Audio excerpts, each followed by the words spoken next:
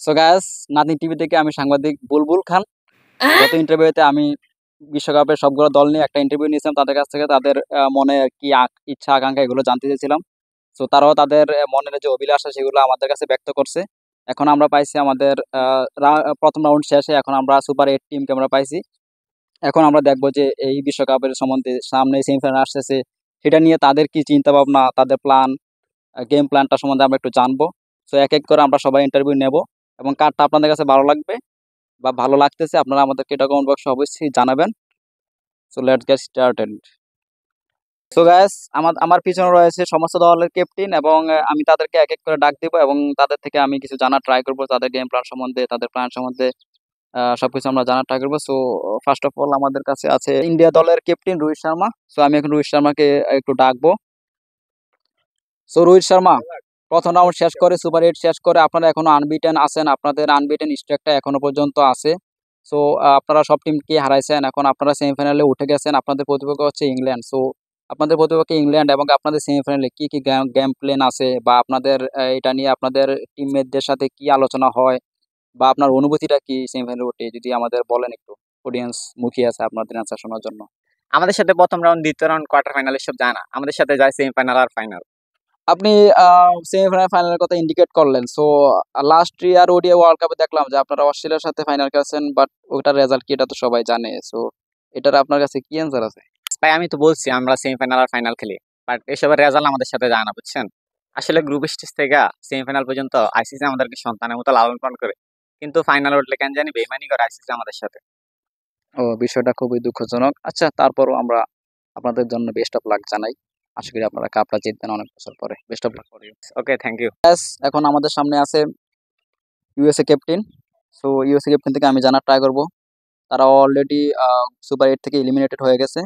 So তাদের এই জার্নিটা কেমন গেল, তারা এখান থেকে কি শিখলো, এবং সামনে তাদের কি প্ল্যান, তাদের গোল কি, এটা একটু জানার ট্রাই করব। আমাদের সাথেই থাকুন। সো মিস্টার ক্যাপ্টেন, প্রথম রাউন্ড থেকে শুরু করে আপনারা সুপার 8-এ আপনারা উঠছেন।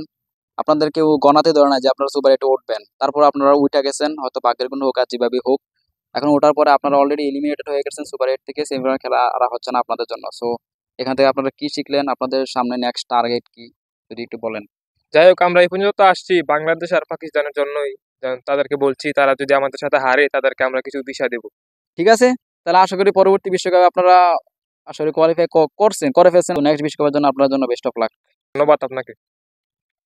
সো গায়েস, এখন আমাদের সামনে এই দলের ক্যাপ্টেন আছেন, তাকে দেখলে আপনারা একটু অবাক হবেন, কারণ তারা হচ্ছে লাস্টবারের চ্যাম্পিয়ন, যারা পাকিস্তানকে হারিয়ে চ্যাম্পিয়ন হয়েছিল। এবারও তারা দুঃখতে দুঃখতে তারা সেমিফাইনালে উত্তীর্ণ হয়েছে। সো সেটা আর কেউ নয়, সেটা হচ্ছে ইংল্যান্ড। এবং আমি এখন ইংল্যান্ড দলের ক্যাপ্টেন জস বাটলারকে ডাকবো কিছু প্রশ্নের জবাব দেওয়ার জন্য। আপনারা তো সবাই জানেন আমরা গত বছর চ্যাম্পিয়ন, আর এখন আমরা ইন্ডিয়ার সাথে সেমিফাইনালে উঠছি। ইন্ডিয়ার সাথে আমাদের সেমিফাইনাল খেলা, এখন আপনারা আসল খেলা দেখবেন। ঠিক আছে, আশা করি ইন্ডিয়াকে আপনারা যথোপযুক্ত জবাব দিবেন। বেস্ট অফ লাক করি। ধন্যবাদ। এখন আমাদের সামনে যে দলের ক্যাপ্টেনকে ডাকবো, আপনারা দেখলে অনেক অনেক অবাক হবেন। তার বিগত ইন্টারভিউতে আপনারা দেখছেন, তারা অনেক কথা আমরা শুনছি। এবার আমরা তার কথা শুনবো, সেটা আর কেউ নাই, বাংলাদেশ দলের ক্যাপ্টেন মোহাম্মদ নাজমুল হাসান ক্লান্ত। সো মিস্টার ক্লান্ত সাহেব, আপনাদের তো আমরা কখনোই আশা করি না যে আপনারা সুপার 8-এ খেলবেন। আপনাদের ধরে রাখছি যে আপনারা প্রথম রাউন্ডে বাদ যাবেন। তো সেখান থেকে আপনারা হারাইয়া, অনেক দলকে হারাইয়া আপনারা সুপার 8-এ উঠলেন। এখন এখানে আইসাও আপনারা একটা ম্যাচও জিততে পারলেন না। এটাই তো আপনাদের আসল চেহারা, যেটা আমরা অনেক দূর ধরে দেখে আসছি। সো আপনার এটা নিয়ে আপনার চিন্তা ভাবনা কি, বা আপনাদের কোনো মানে ফিউচার প্ল্যান আছে কিনা এটাকে ঠিক করার জন্য, বা এই পারফরমেন্সে আপনারা কতটুকু হ্যাপি, যদি একটু বলেন। আমি গত ইন্টারভিউ আপনাকে বলেছি যে আমাদের আসলে নির্দিষ্ট কোনো প্ল্যান নেই। আমাদের একটাই প্ল্যান ছিল, যেহেতু আমরা ইউএসএ যাব, ভিসা কালেক্ট করব, এটুকু পর্যন্ত আমাদের প্ল্যান কিন্তু সম্পূর্ণভাবে সাকসেসফুল। অ্যান্ড যারা যারা আসলে আমাদের এই টিম ম্যানেজমেন্টের পিছনে আছে, তাদেরও একটাই স্বপ্ন যে আমরা কবে আবার দেশে ব্যাক করব, আবার আমাদের দেশের মাটিতে কোনো একটা টিমকে ইনভাইট করব, তাদেরকে হারায় আমাদের এই যে একটা কষ্ট, বিশ্বকাপ থেকে আমরা খুব তাড়াতাড়ি এলিমিনেটেড হয়ে দেশে ফিরলাম, সেটা গুছাবো। আসলে বাংলাদেশের মানুষের তো তেমন একটা স্বপ্ন নাই, আমাদের আর কি স্বপ্ন থাকবে। বাংলাদেশের মানুষই বিশ্বাস করতে পারে না যে আমরা আসলে কখনো সেমিফাইনাল খেলবো বা বিশ্বকাপ নিয়ে আসবো তাদের জন্য। আমাদের জন্য তো বিশ্বকাপ আর কোনো কথাই না, আমরা তো এরকম ভাবে খেলতেই পারি না। যাক, কোনো রকম আমাদেরকে ধাক্কায় ধুক্কায় পাঠানো হয়, আসলে আইসিসি কেন বা আমাদেরকে আসলে বিশ্বকাপে চান্স দেয় এটাও আমাদের মাথায় আসে না। কিন্তু যে আমাদের যে বিসিবি সভাপতি পাপন দা উনি থাকাতে যে আমাদের আসলে কতটুকু সুবিধা হয় বা কতটুকু ফেসিলিটি আমরা পাই এটা আসলে আপনারা সবাই জানেন। সো এখন আমাদের যেহেতু এলিমিনেটেড হয়েছি, এখন আমরা কিছুদিন ইউএসএ স্টে করব, একটু ঘোরাফেরা করব, কিছু কেনাকাটা আছে আমাদের, কম্বল টম্বল, সাবান। আপনাদেরকে গত ইন্টারভিউ বলেছি যে আমাদের আহ, মানে প্রসাধনী যে কেমিক্যাল প্রসাধনী যেগুলো। সো এখন আমাদের সবকিছু আসলে রেডি, আমরা এখন জাস্ট টিকিট কেটে দেশে ফিরতে পারলে হয় আর কি। সো আপনাদের লাগেজগুলো কি ফুলফিল হয়েছে সাবান শ্যাম্পু তেল দিয়ে? অলমোস্ট রেডি আসলে। আমাদের যে ওয়াইফ আছে ওদের সাথে কমিউনিকেশন হচ্ছে, ওদের আর আসলে কিছু কিছু প্রোডাক্টস দরকার আছে, এগুলো আমরা একটু খুঁজে খুঁজে নিচ্ছি আর কি। আশা করি খুব শীঘ্রই আমরা দেশের মাটিতে পারবো। আচ্ছা, আমরা তো আপনাদেরকে লর্ড বাহিনী হিসেবে চিনি, আপনাদের প্রত্যেকটা দলের প্লেয়ার এক একটা অনেক বড় বড় লর্ড, ঠিক আছে? তো এই লর্ডের মধ্যে দেখলাম যে একটা ছেলে তারা আপনাদের আপনাদের সাথে তাল মিলিয়ে নেয়, সে আপনাদের সাথে তাল মিলিয়ে নেয়। সো তার নাম হচ্ছে তৌহিদ হৃদয়। সে পুরো পুরো টুর্নামেন্ট ধরে লর্ডদেরকে আঙ্গুল দিয়ে দেখে আসছে, ঠিক আছে? সো তাকে নিয়ে আপনাদের চিন্তা ভাবনা কি? সে তো আপনাদেরকে ব্যতিক্রম হয়ে গেল। তাকে নিয়ে আপনাদের চিন্তা ভাবনা কি, বা দেশে নিয়ে তাকে কিছু করার প্ল্যান আছে কিনা? আসলে আমরা ইউএসএ আসার আগে আমাদের একটা নির্দিষ্ট ডেট ছিল যে আমরা এর আগেই দেশে ফিরে যাব, কিন্তু এই তৌহিদ হৃদয়ের জন্য আমরা আসলে এতদিন পর্যন্ত এখানে স্টে করতে হচ্ছে। তো আমরা সুপার এইটে খেলছি, আপনারা জানেন। ও যদি ভালো না খেলতো আমরা তো গ্রুপ স্টেজে একটা ম্যাচ জিতবো এরকম আমাদের কোনো চিন্তা ভাবনাই ছিল না।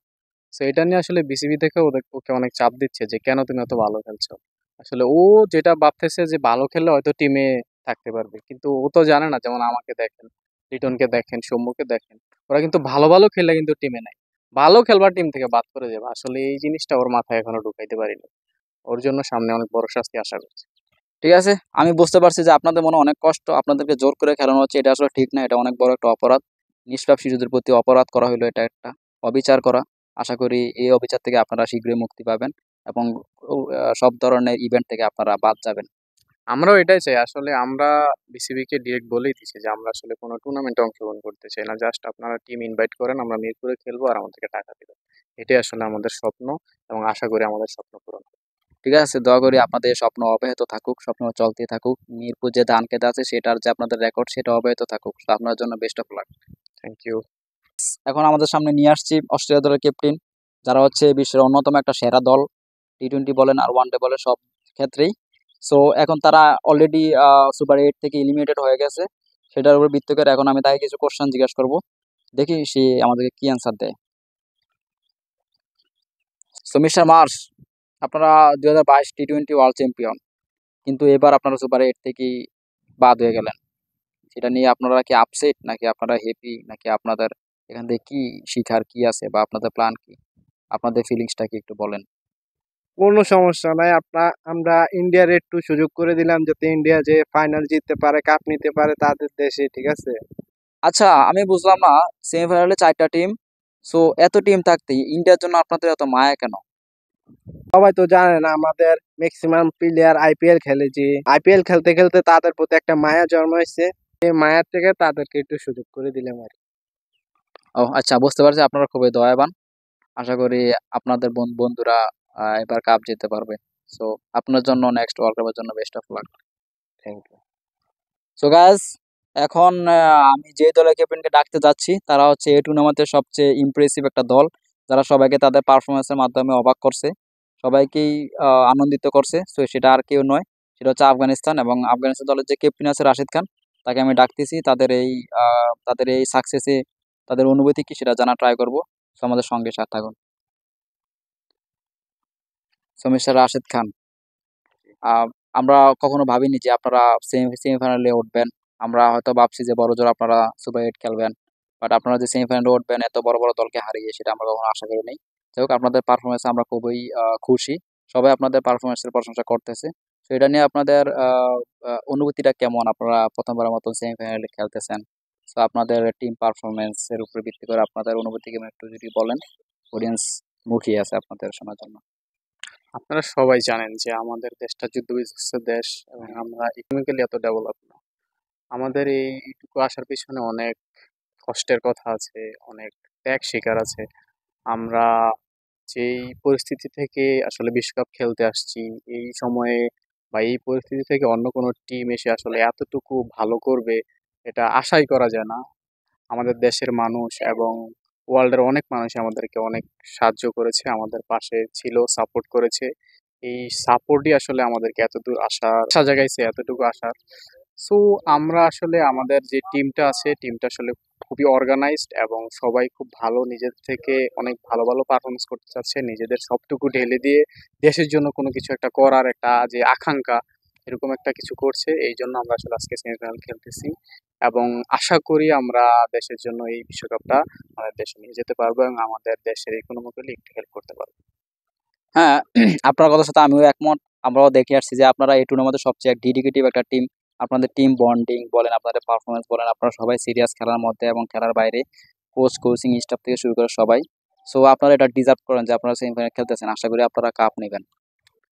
আপনার এই উইশের জন্য আপনাকে অনেক বেশি ধন্যবাদ এবং আমরাও চাই যাতে আমরা বাকি ম্যাচগুলো যেভাবে শেষ করেছি ফাইনাল পর্যন্ত সেভাবে আমাদের একটা টিম হয়ে খেলতে এবং বিশ্বকাপটা যাতে আমাদের করে নিতে পারি।